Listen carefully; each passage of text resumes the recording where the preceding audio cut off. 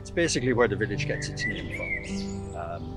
The Johnstown comes from the Knights Hospitals of St. John of Jerusalem, who were a medieval order of knights.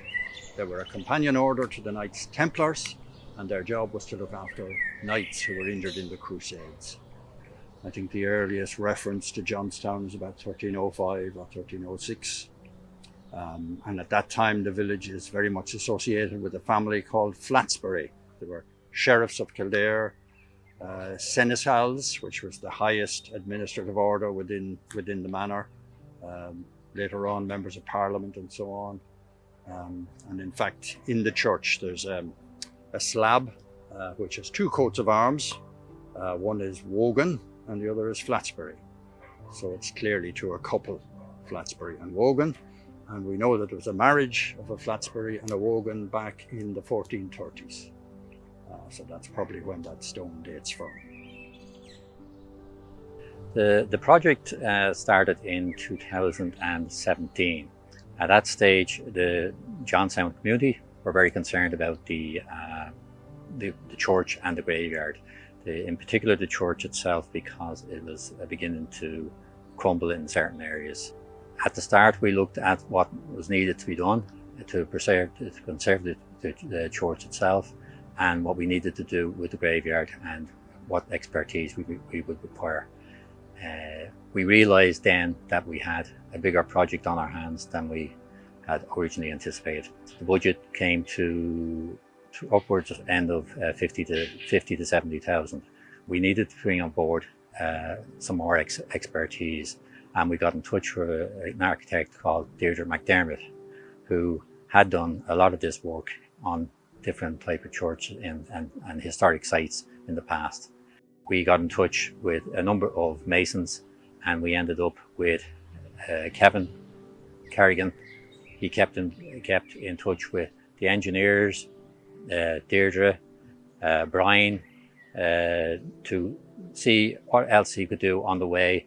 He was to limit the amount of pointing that he was to do on the site, and to preserve any pointing that was already in place that was intact. Well, one of the things that struck me when I came here, and being interested in history, I'm always rooting around old graveyards. I discovered in the corner of the graveyard back in about 1980 an 8-sided piece of stone. And I had a fairly good idea that it was part of a medieval baptismal font. And I got a friend of mine who was an archaeologist to confirm that. There are other interesting features inside the church. There's a little, what looks like a stone recess with a carving. I think that's probably part of a window of the original church. The stonemason was working on the arch, which is there, and removing some of the old cement. There was a kind of a job done by the Kildare County Council in the 1970s, not a very good one. And they put on some cement, and when he peeled that back, he uncovered a beautiful piece, head of a window piece, which is now down at the bottom of the arch in there. And then Frank here is going to say a word about the conservation project. Part of the village's history. It's really where the history of the village begins. It's a nice little oasis in the centre of the village, particularly with all the new houses that are being built these days. And I think it just reminds people of the origins of Johnstown and the fact that people have been living here for thousands of years. The community over the last 50 years, before the Johnstown Community Association got involved, the community maintained and looked after the church and the graveyard without any funding.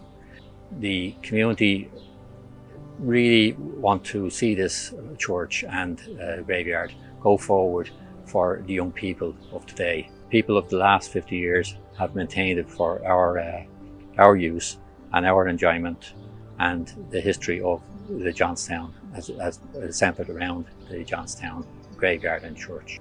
We want that to go forward for our children and their children going forward, that they have something to preserve and enjoy in the future.